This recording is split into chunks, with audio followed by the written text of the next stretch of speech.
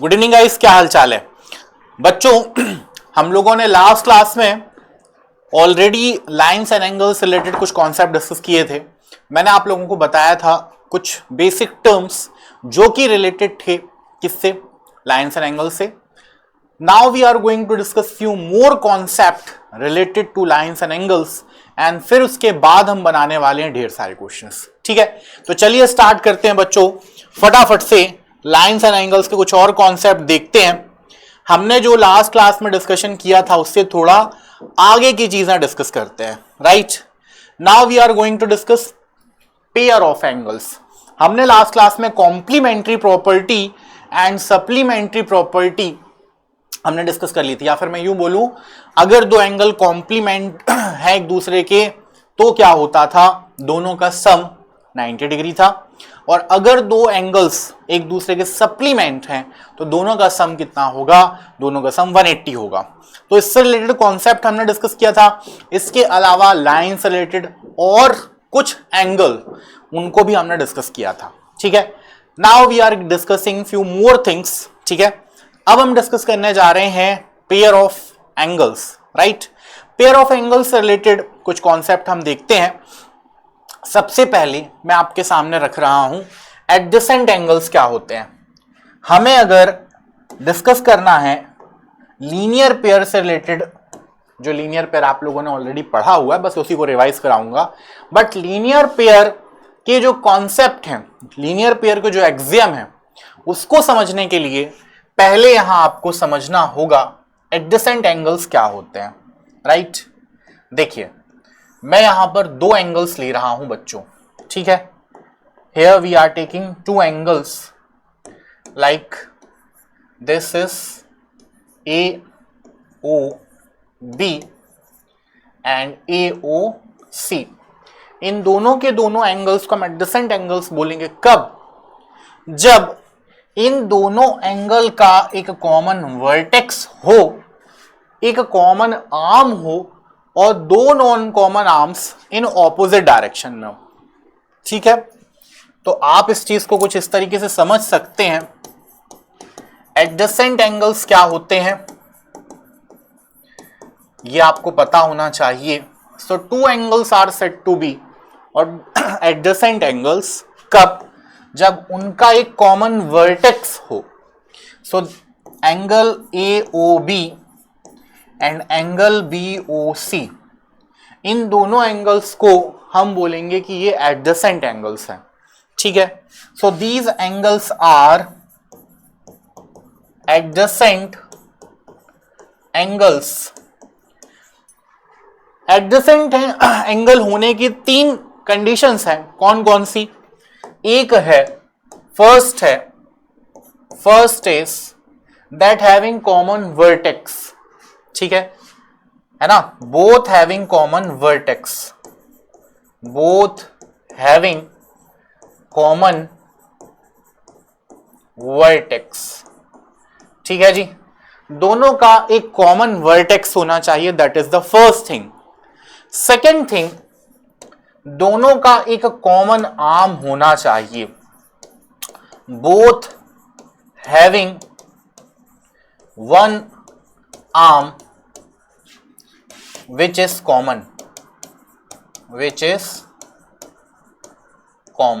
ठीक है, तो दोनों में आप देख सकते हो एंगल AOB और एंगल AOC में वर्टेक्स O कॉमन है, एंगल AOB और एंगल AOC में जो AB आर्म है वो क्या है, कॉमन है। And third point is both having non common arms in opposite direction. ठीक है, both having non-common arms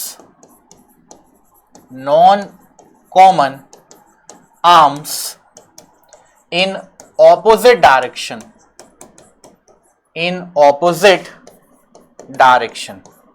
तो बच्चों एडजेसेंट एंगल्स के लिए तीन डिजायर्ड कंडीशन है जो होनी चाहिए। राइट, अब हम बात कर रहे हैं पेयर ऑफ एंगल्स की, तो हमने AOB और AOC की बात करी।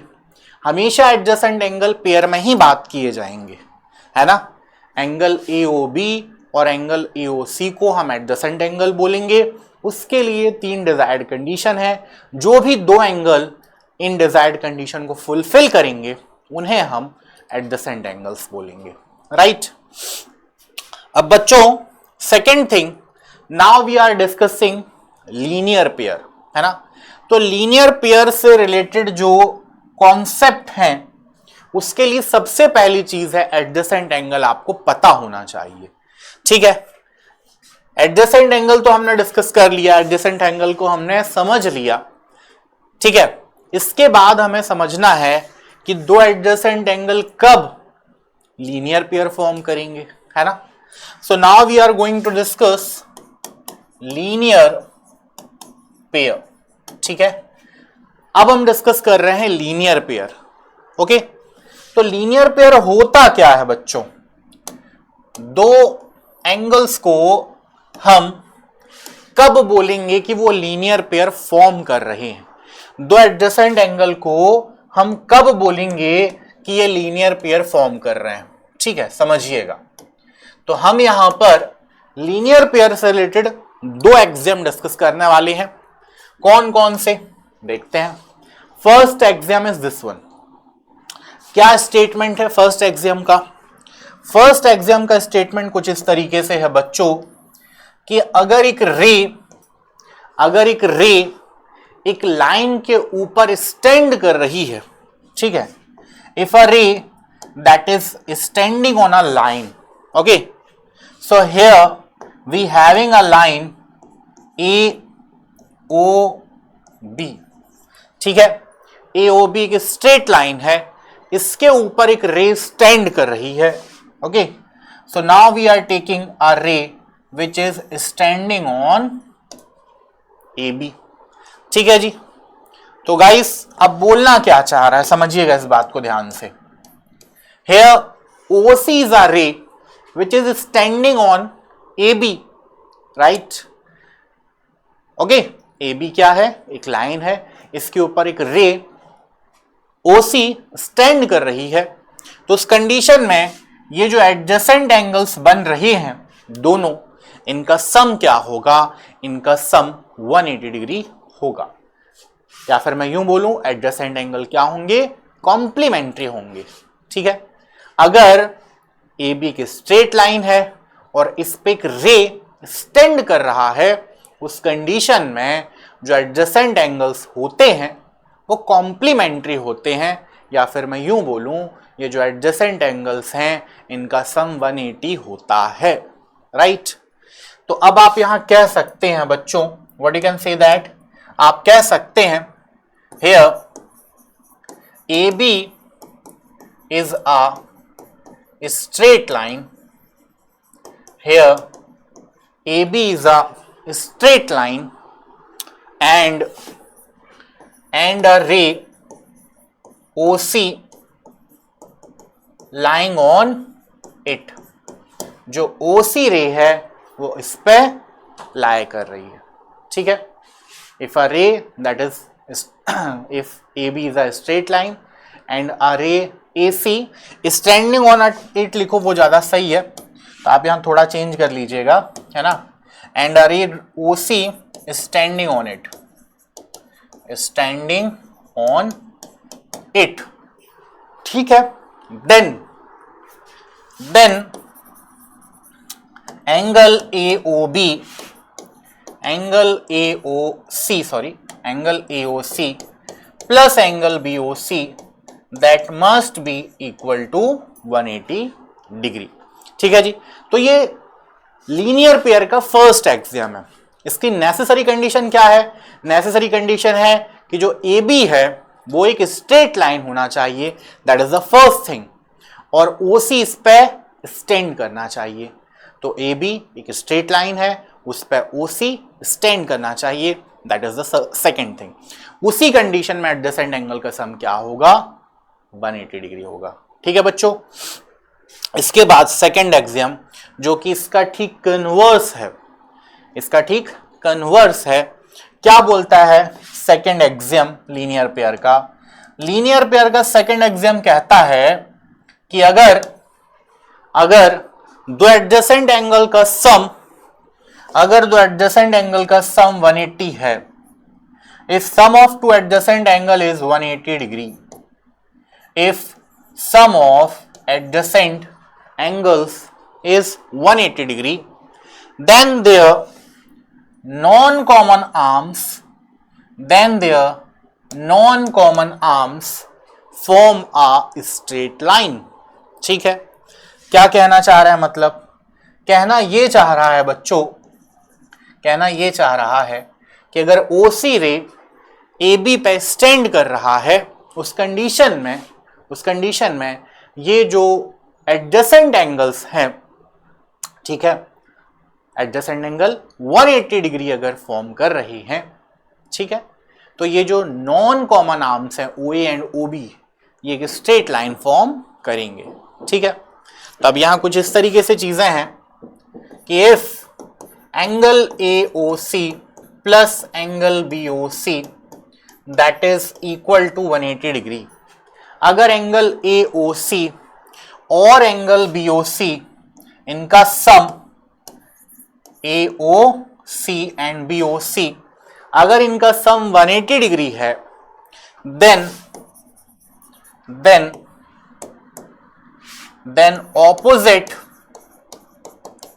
opposite rays OA and OB forms a straight line,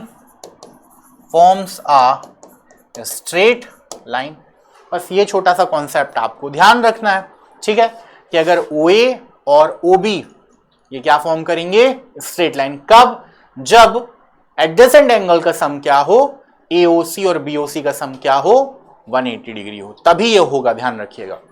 AOC और BOC ये वाला जो एंगल आपको दिख रहा है, ठीक है, विच वन, तो आप ध्यान रखिएगा बच्चों, राइट, दिस वन, ये जो एंगल है दिस वन, एंड ये वाला, ये दोनों के दोनों एंगल का सम अगर 180 है, तभी ये जो नॉन कॉमन आर्म्स है इन दोनों एंगल के OA एंड OB ये एक स्ट्रेट लाइन फॉर्म करेंगे, ठीक है। So that thing must be clear to you. इसके बाद बच्चों सेकेंड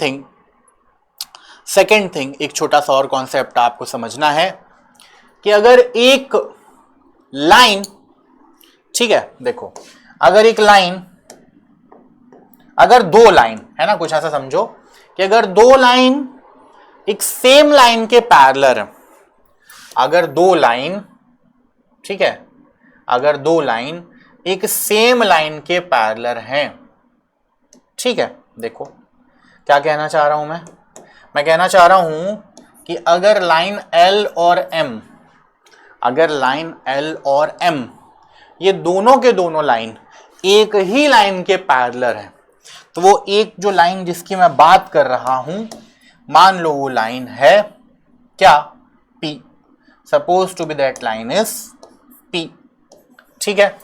अगर लाइन L P के पैरेलल है और लाइन M भी P के पैरेलल है, तो L और M क्या होंगे, पैरेलल होंगे, ठीक है जी, okay. If L is parallel to P and M is also parallel to P, अगर L P के पैरेलल होगा और M भी P के पैरेलल होगा, then L is parallel to M, ठीक है। ये एक छोटी सी चीज है जो आपको समझना है, ओके। अब आप इसको एज अ एक्सियम भी समझ सकते हैं, है ना, lines which are parallel to the same line are parallel to each other, ठीक है। so this is the axiom, ये आपको समझना है, राइट बच्चों, ठीक है। so these things must be clear to you, and इसके बाद फिर नेक्स्ट कुछ और चीजें हैं जो हमें समझना है। पैरेलल लाइन और ट्रांसवर्सल का कॉन्सेप्ट है, किसका कॉन्सेप्ट है, कॉन्सेप्ट है पैरेलल लाइन एंड ट्रांसवर्सल, ठीक है। तो पैरेलल लाइन और ट्रांसवर्सल का कॉन्सेप्ट क्या है, चलिए समझते हैं। पैरेलल लाइन और ट्रांसवर्सल का कॉन्सेप्ट कुछ इस तरीके से है बच्चों, देखिएगा ध्यान से। पैरेलल लाइन और ट्रांसवर्सल, इसका कॉन्सेप्ट हम समझ रहे हैं। ठीक है, तो सबसे पहली चीज पैरेलल लाइंस हमने अभी देख लिया एंड ट्रांसवर्सल। पैरेलल लाइन और ट्रांसवर्सल होते क्या है? ठीक है, पैरेलल लाइन तो समझ लिया है ना, बट ट्रांसवर्सल क्या है सर, ये भी पता होना जरूरी है। ओके, चलिए समझते हैं, देखते हैं। ठीक है, पैरेलल लाइन और ट्रांसवर्सल देखिए। तो पैरेलल लाइन तो अभी हमने देखा कि अगर दो या दो से ज्यादा लाइन एक ही लाइन के पैरेलल हैं तो वो लाइंस आपस में क्या होंगे? वो लाइन आपस में पैरेलल होंगे। ठीक है, अब देखिएगा बच्चों, मैं यहां पर दो लाइंस, दो पैरेलल लाइंस ले रहा हूं। ठीक है, here we having two parallel lines. ठीक है, और अगर उन पैरेलल लाइंस को एक तीसरा लाइन क्या करे? इंटरसेक्ट करे। ठीक है, एक तीसरा लाइन क्या करे? इंटरसेक्ट करे। ठीक है, L पैरेलल है M के। Okay, L is parallel to M, L is parallel to M, L parallel है M के, और इसको एक तीसरा लाइन, ठीक है, क्या कर रहा है? इंटरसेक्ट कर रहा है, that is intersecting to L and M। तो उस कंडीशन में बच्चों ये जो लाइन है जो कि इंटरसेक्ट कर रहा है L और M को, इसे हम कहते हैं ट्रांसवर्सल, और पैरेलल लाइन तो आपके सामने है। ठीक है, दिख रही है। ओके, तो ये जो लाइन है, मान लीजिए इसको नाम मैंने दे दिया P, ये लाइन L और M को दो अलग अलग पॉइंट पे इंटरसेक्ट कर रहा है। ठीक है, अब इससे रिलेटेड कुछ कॉन्सेप्ट हैं। क्या कॉन्सेप्ट है? फटाफट से जल्दी से हम देख लेते हैं। ऑल्दो तुमने सारा कुछ पढ़ा हुआ है 9th क्लास में, बट एक बार फटाफट से हम रिकॉल कर रहे हैं, बिकॉज CUET में ये जो क्वेश्चंस आते हैं, ये क्वेश्चंस तुमको बनेंगे जब ये सारे कॉन्सेप्ट तुम्हारे, चाहे वो 8th के हो, चाहे 9th के हो, चाहे 10th के हो, वो क्लियर होंगे तब। ठीक है, समझते हैं गाइस, ध्यान से देखिएगा क्या कह रहा हूं मैं। अगर L पैरेलल है M के और P लाइन इससे इंटरसेक्ट कर रही है, तो उस कंडीशन में, then on that condition corresponding angles क्या होते हैं? इक्वल होते हैं। कोइंटर एंगल का सम 180 डिग्री होता है। ऑल्टरनेट एंगल्स इक्वल होते हैं। ऑल्टरनेट एक्सटीरियर एंगल भी इक्वल होते हैं, है ना। तो ये सारे कॉन्सेप्ट हैं, ये तुमने 9th क्लास में पढ़ा हुआ है, बस एक दफा जल्दी जल्दी फटाफट से रिवाइज कर रहा हूं। ठीक है, देखो, if L is parallel to M, L parallel है M के, एंड P इज ट्रांसवर्सल। ठीक है, P क्या है? ट्रांसवर्सल है।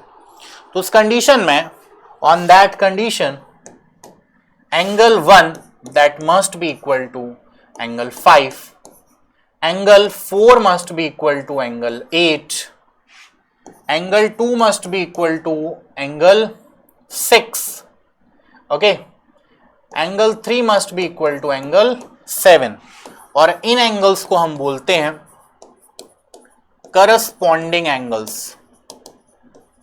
करस्पॉन्डिंग एंगल्स, ठीक है, इन एंगल्स को हम क्या बोलते हैं? करस्पॉन्डिंग एंगल्स बोलते हैं। फिर इसके बाद सेकेंड थिंग जो हमें डिस्कस करना है, that is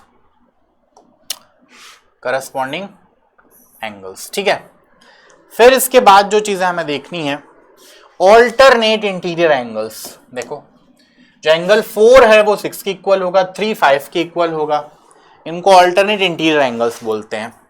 that is the first thing. Second thing, angle 3 must be equal to angle 5, angle 4 must be equal to angle 6।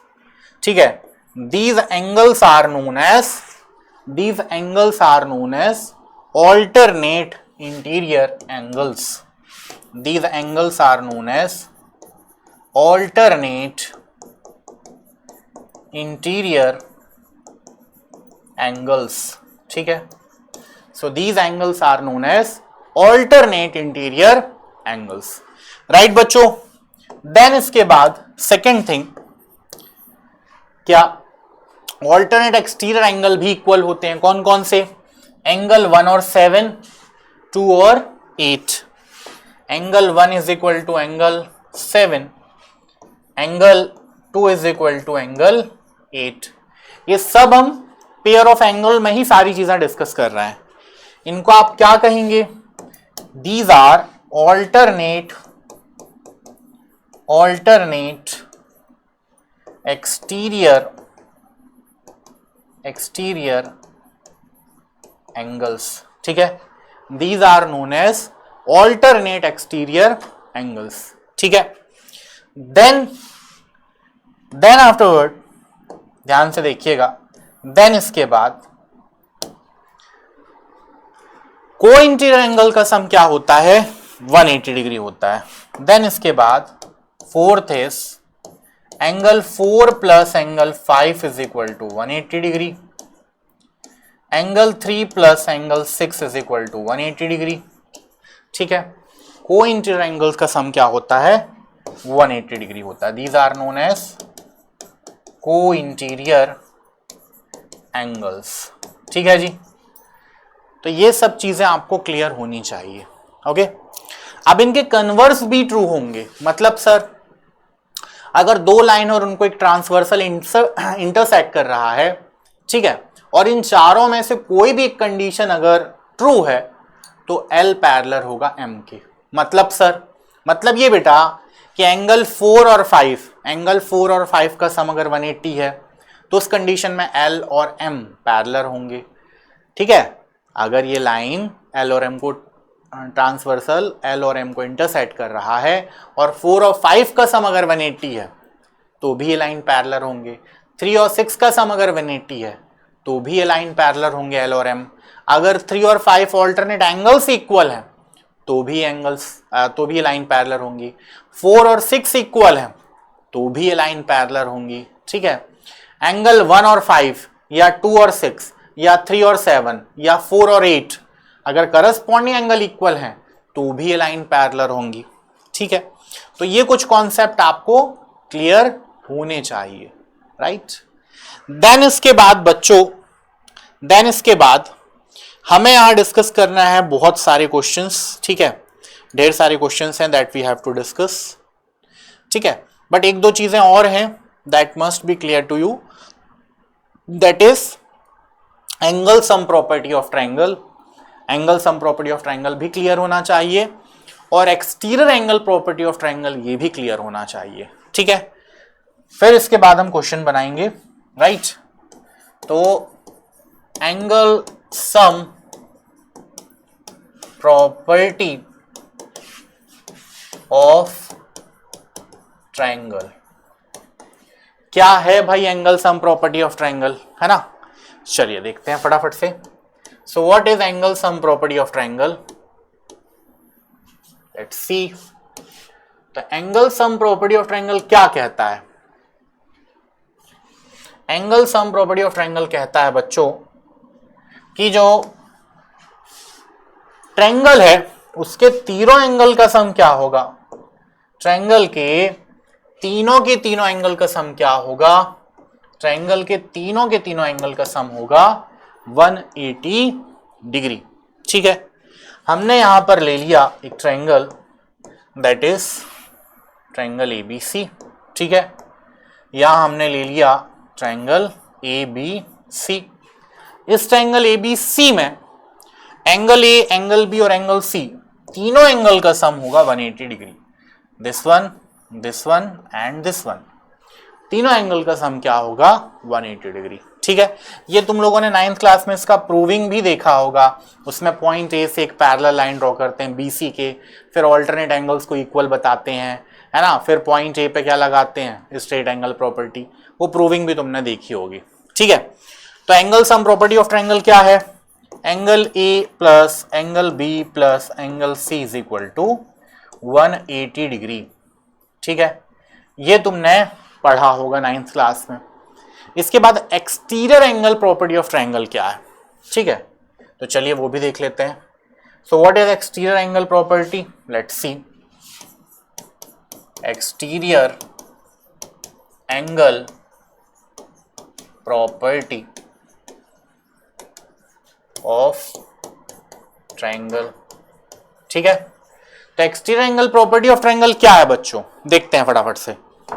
So what is exterior angle property of triangle, let's सी, ध्यान दीजिएगा। What is exterior angle property of triangle, let's C. Exterior angle property of triangle क्या कहता है कि जो triangle का exterior angle है वो उसके इंटीरियर ऑपोजिट एंगल के सम के क्या होगा, इक्वल होगा। उसके इंटीरियर ऑपोजिट एंगल के क्या होगा, इक्वल होगा, ठीक है। चलिए फटाफट से देखते हैं exterior angle property of triangle, right. चलिए फटाफट से देखते हैं guys exterior angle property of triangle. अगर आपको पता है तो आप कमेंट बॉक्स में भी रिप्लाई कर सकते हैं। Okay, if you already know about it then please comment box में जरूर से बताइएगा, ठीक है। तो ये तो एंगल सम प्रॉपर्टी थी। Now we are going to discuss exterior angle property of triangle. क्या कहता है एक्सटीरियर एंगल प्रॉपर्टी में, चलिए देखते हैं। तो सबसे पहले ये मैंने ट्रायंगल ले लिया, ठीक है। So here we are taking this triangle, okay. अब इस ट्रायंगल का हम ड्रॉ करते हैं एक्सटीरियर एंगल। इस ट्रायंगल का हम ड्रॉ करते हैं एक्सटीरियर एंगल, ठीक है। चलिए इस ट्रायंगल का हमने एक्सटीरियर एंगल ड्रॉ कर लिया लाइक दिस। अब थ्योरम क्या है बच्चों, थ्योरम ये है कि जो ये एक्सटीरियर एंगल है ACD, ये इसके इंटीरियर ऑपोजिट एंगल के सम के क्या होगा, इक्वल होगा। मतलब सर, मतलब ये कि अगर मैंने इस एंगल को 1 दिया, इसको 2 दिया और इसको 3 दिया नेम, ठीक, तो एंगल 3 एंगल 1 प्लस एंगल 2 के इक्वल होगा। This is exterior angle property of triangle, है ना। तो ये सारे कॉन्सेप्ट क्लियर होना चाहिए, ठीक है। तो हमने क्या क्या देख लिया लाइन्स एंड एंगल में, हमने देख लिया सबसे पहले जितने भी तरह के एंगल्स होते हैं वो डिस्कस कर लिया, पैरेलल लाइन और ट्रांसवर्सल के कॉन्सेप्ट डिस्कस कर लिए, कॉम्प्लीमेंट्री एंगल्स और सप्लीमेंट्री एंगल डिस्कस कर लिया, angle sum property of triangle discuss कर लिया, exterior angle property of triangle discuss कर लिया, ठीक है। तो ये सब कुछ हमने डिस्कस ऑलरेडी कर लिया गाइस, ठीक है। यहां आएगा L, ठीक है, ओके, इसको करेक्ट कर लीजिएगा। तो ये हो गया exterior angle property of triangle. Now we are discussing questions. तो पहला क्वेश्चन है, क्या है, what is the sum of interior angle of the triangle. अभी हमने डिस्कस किया angle sum property, so that must be 180 degree. Next question, what is the measure of straight angle. हमने discuss किया हुआ पिछली क्लासेस में, स्ट्रेट एंगल का measurement क्या होता है, 180 डिग्री, है ना। An angle whose measurement is 180 that is known as straight angle, ठीक है। इसके बाद हमने डिस्कस किया what is the definition of right angle. Right angle की डेफिनेशन क्या होती है ना।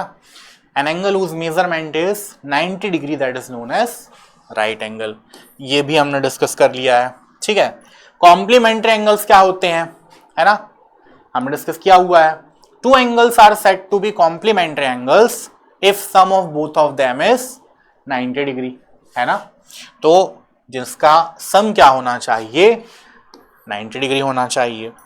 फिर सप्लीमेंट्री एंगल क्या होते हैं, supplementary angles are those angle whose sum is 180, है ना, देखा हुआ है हमने, पढ़ा हुआ है, ठीक है।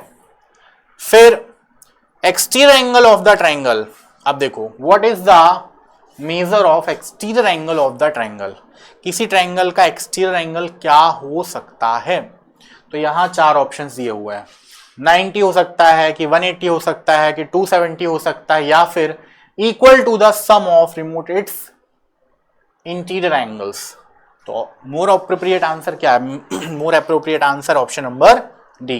जो उसका एक्सटीरियर एंगल होगा वो उसके इंटीरियर ऑपोजिट एंगल के सम के क्या होगा, इक्वल होगा, राइट। फिर डेफिनेशन ऑफ परपेंडिकुलर लाइन, ये तो आसान है यार, चारों में से कोई भी ऑप्शन आप पिक कर लेंगे। तो सिंपल सी बात है, परपेंडिकुलर होगा मतलब 90 डिग्री से ही रिलेटेड होगा, तो ऑप्शन नंबर ए।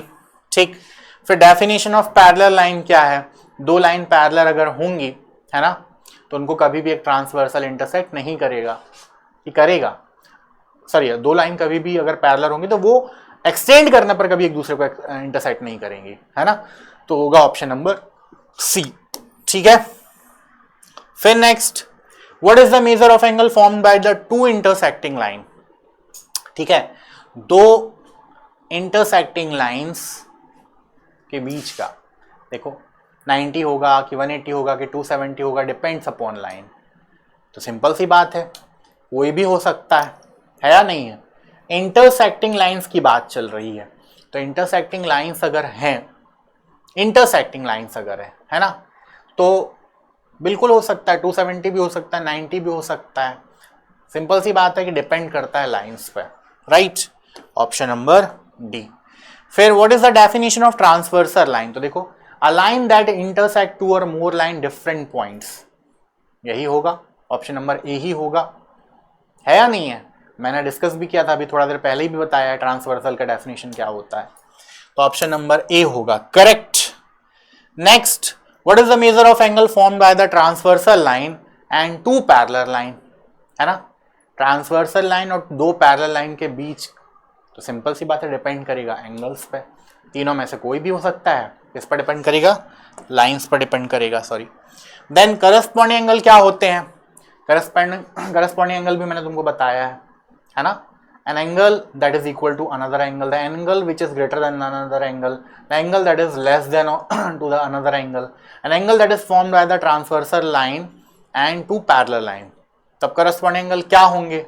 सिंपल सी बात है, एक दूसरे का इक्वल भी हो सकता है, ग्रेटर देन भी हो सकता है, और less than the other angle भी हो सकता है। तो मोर अप्रोप्रिएट आंसर क्या बोलेंगे, क्या हो सकता है? That is formed by the transversal line and two parallel line. Corresponding angle की अगर बात चल रही है तो, है ना, कौन सा ऑप्शन है? पिक करो चारों में से जो अप्रोप्रिएट आंसर आपको लग रहा है, सारा कुछ मैं बताऊंगा, तुम क्या करोगे, है नहीं है? तो इन चारों में से कोई एक ऑप्शन क्या है जो हमने पढ़ा, उसके बिहाफ पे आप पिक करो, राइट। फिर ऑल्टरनेट एंगल क्या होते हैं? डेफिनेशन मैंने ऑलरेडी बता दी है ना, angle which is equal to sum of its interior opposite angle, है ना, उनके सम के इक्वल होगा। कौन सा होगा? पिक कर लेना इन चारों में से, ठीक, ओके, तो ये हमने डिस्कस कर लिया।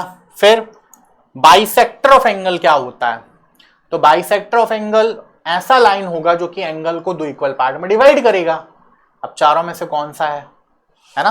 अरे भाई, बाइसेक्टर ऑफ एंगल क्या होगा? जैसे ये मान लीजिए एंगल है, ये एंगल है, तो ये मान लीजिए ये एंगल बाइसेक्टर है, तो ये क्या करेगा? इस एंगल को दो इक्वल पार्ट में डिवाइड करेगा ना। एंगल 1 और 2 क्या होंगे? इक्वल होंगे। अब चारों में से कौन सा ऑप्शन है? पिक करो यहां से, ठीक है। Definition of perpendicular bisector. Perpendicular bisector क्या करता है? परपेंडिकुलर बाइसेक्टर किसी एक लाइन पर परपेंडिकुलर भी होगा और उसको दो इक्वल पार्ट में डिवाइड करेगा, है ना। जैसे ये मान लीजिए एक लाइन सेगमेंट है, ठीक है। इस लाइन सेगमेंट पे अगर एक लाइन परपेंडिकुलर बाइसेक्टर है, इसका मतलब क्या है? इसका मतलब ये है, मान लो ये MN लाइन और AB की बात चल रही है, this is intersecting point O, तो OA और OB तो इक्वल होगा ही, और MN AB पे परपेंडिकुलर भी होगा, ठीक है, क्लियर। तो कौन सा ऑप्शन होगा? Line that intersect with the line segment at 90 degree and divided in two equal part, option number A दिख ही रहा है, ठीक है। फिर what is the measure of angle formed by the perpendicular line? तो सीधी सी बात है यार, दो लाइन अगर परपेंडिकुलर एक दूसरे पे तो क्या फॉर्म करेंगे? 90 डिग्री तो फॉर्म करेंगे ना, ऑप्शन नंबर ए, ठीक है। Then what is the definition of linear pair of angle? तो हमने ऑलरेडी डिस्कस किया हुआ है, क्या है?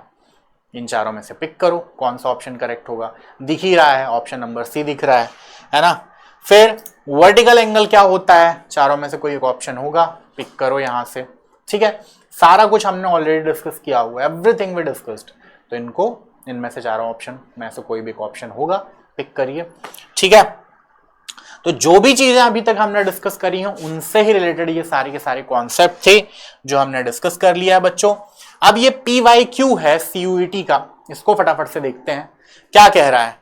BD is the internal bisector of angle B. Meet AC at D. CD 7 centimetre, AC 10.5 centimetre, AB और इसका रेशियो बोला। अच्छा, ये एक्चुअली एक थ्योरम है ट्रायंगल में, उससे ही रिलेटेड ये कॉन्सेप्ट है। क्या है समझिएगा। ट्रायंगल ABC है, BD is the internal angle bisector of internal bisector of angle B, ठीक है। मीटिंग AC at D, तो यहां से इसका एंगल बाइसेक्टर ड्रॉ कर दो। एक काम करता हूं मैं, B को यहां ले लेता हूं, ऐसा क्यों अभी समझ में आएगा। B को यहां ले लिया, ठीक है।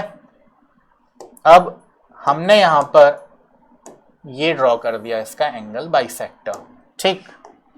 अब क्या कह रहा है, AC पे पॉइंट D पे इंटरसेक्ट कर रहा है, ठीक। ये एंगल बाइसेक्टर है। BD क्या है, एंगल बाइसेक्टर एंगल B का। CD की लेंथ दी हुई है 7 सेंटीमीटर, राइट, और AC की लेंथ दी हुई है 10.5 सेंटीमीटर। AC की लेंथ कितनी है, 10.5 सेंटीमीटर। तो 10.5 में से 7 सेंटीमीटर सेपरेट करेंगे तो AD आ जाएगा 3.5 सेंटीमीटर, ठीक है। अब 10th क्लास में ये चैप्टर है ट्रायंगल, उसमें ये छोटा सा कॉन्सेप्ट है, जनरली ओलंपियाड्स वगैरह में पूछा जाता है कि जो एंगल बाइसेक्टर होता है, इंटरनल एंगल बाइसेक्टर, वो उसकी ऑपोजिट साइड को उसी रेशियो में डिवाइड करता है जो कि उस एंगल को बनाने वाली साइड्स का रेशियो है। मतलब सर, अगर BD एंगल B को बाइसेक्ट कर रहा है तो AB और BC का रेशियो होगा AD और DC के रेशियो के। अब तुमको AB और BC का ही रेशियो चाहिए था, AD का लेंथ है, DC का लेंथ है तुम्हारे पास, ठीक है। यहां रख दो 3.5/7, आंसर आ जाएगा 1/2। So your answer must be 1/2, option number B, ठीक है बेटा। इसी तरीके से फिर ये एंगल सम प्रॉपर्टी का क्वेश्चन है। देखो, angle sum property of triangle का क्वेश्चन है, CUT प्रीवियस ईयर में पूछा गया क्वेश्चन है। क्या कह रहा है, PQR एक ट्रायंगल है, ठीक है। आपको यहां एंगल P और R का सम दिया है और P + 3Q का सम 170 दिया है। इस ट्रायंगल से निकल के आएगा angle P + angle Q + angle R is equal to 180 degree using angle sum property of triangle. P + R का सम दिया है 150, तो P + R की जगह रख दो 150, यहां से R निकल जाएगा, Q निकल जाएगा, तो एंगल Q निकल जाएगा 180 - 150 मतलब 30 डिग्री। एंगल Q निकल गया 30 डिग्री। अब यहां रख दो, ठीक है, यहां रखो angle P + 3 × 30 is equal to 170, तो एंगल P निकल आएगा 170 - 90 that is equal to 80 degree, ठीक है। तो एंगल P ही पूछा था, एंगल P आ चुका है 80 डिग्री, ठीक है। ये CUT प्रीवियस ईयर में पूछे गए क्वेश्चंस हैं, एंगल सम प्रॉपर्टी और कुछ इक्वेशंस पर बेस्ड क्वेश्चन है, राइट। इसी तरीके का एक क्वेश्चन ये है, तो ये मैं तुमको एज अ होमवर्क दे रहा हूं, ट्राई करना, ठीक है। ये भी इंटरनल एंगल बाइसेक्टर का ही क्वेश्चन है, ट्राई करना, होपफुली तुमसे बन जाएगा, ठीक है। चलिए, तो बच्चों आज की क्लास में यही वाइंड अप कर रहा हूं, राइट। मिलते हैं नेक्स्ट क्लास में। Thank you so much, bye bye, take care.